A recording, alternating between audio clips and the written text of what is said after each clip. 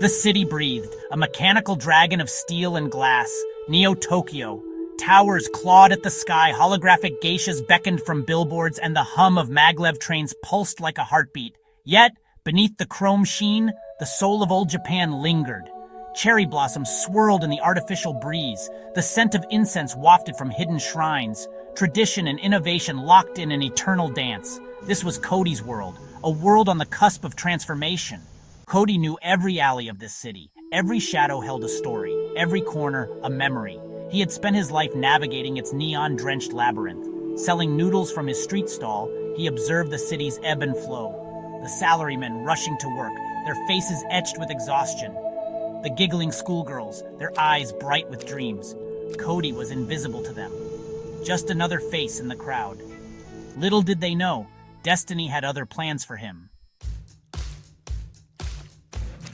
The steam from his ramen swirled around Cody's face. Another night in the urban jungle. The city never slept. Neither did his dreams. Dreams of flashing steel and ancient battles. They haunted him, these visions. Cody dismissed them as side effects of too much cheap sci-fi. He was just a street vendor, after all, or so he thought. One rainy evening, a stranger stopped by his stall. His eyes were sharp, his bearing regal. He spoke of ancient lineages and forgotten legacies. He handed Cody a worn leather scroll. An intricate family crest was etched on it. A dragon, its claws bared in a silent roar. This, the stranger revealed, was Cody's birthright, his true heritage. He was the last descendant of the legendary samurai clan, the Dragon Knights. His life was about to change forever. The revelation was a whirlwind.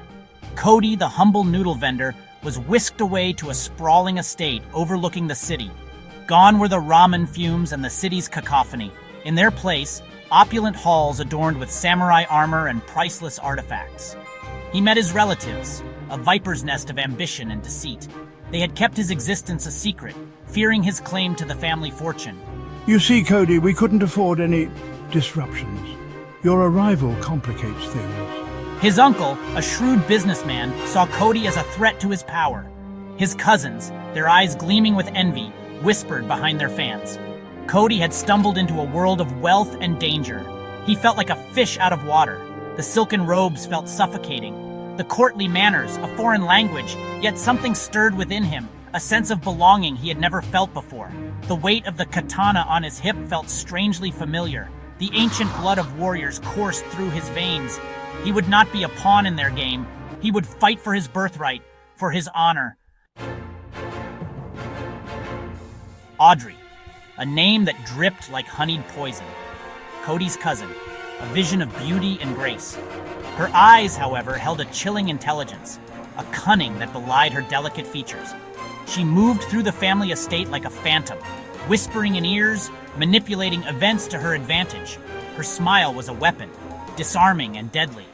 Audrey craved power, and she would stop at nothing to get it. Cody was an obstacle in her path.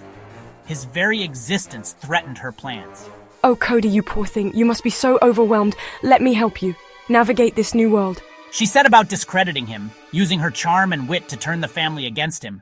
She spun tales of his incompetence, his unworthiness. She played on his naivete, manipulating him into making mistakes, all the while maintaining a facade of concern, a viper disguised as a butterfly.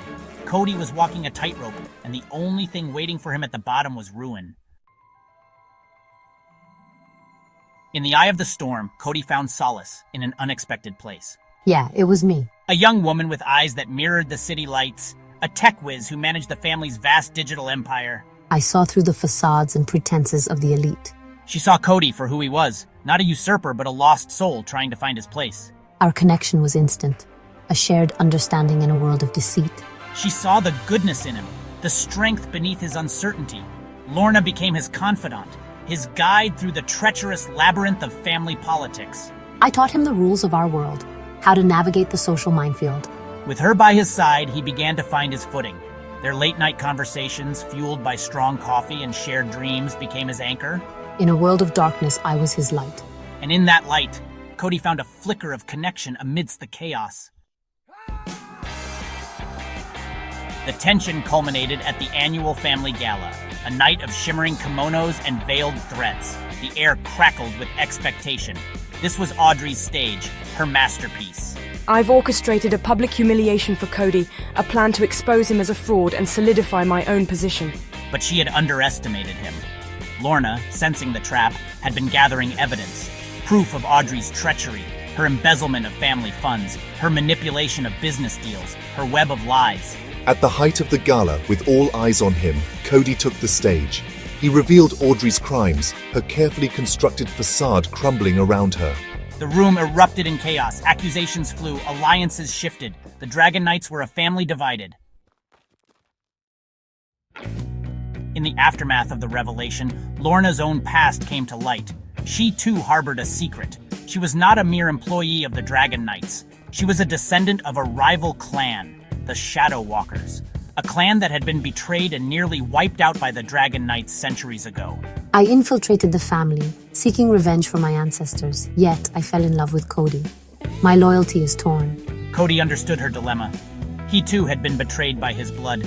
He saw the pain in her eyes, the conflict raging within her. Can you forgive me? He offered her forgiveness, understanding. Her past did not define her. Their bond, forged in fire, only strengthened. Together, we will heal the wounds of the past. Together, we will forge our own destiny. With Audrey's machinations exposed, Cody finally gained access to his inheritance. The family vault, hidden deep beneath the estate, held the treasures of generations past.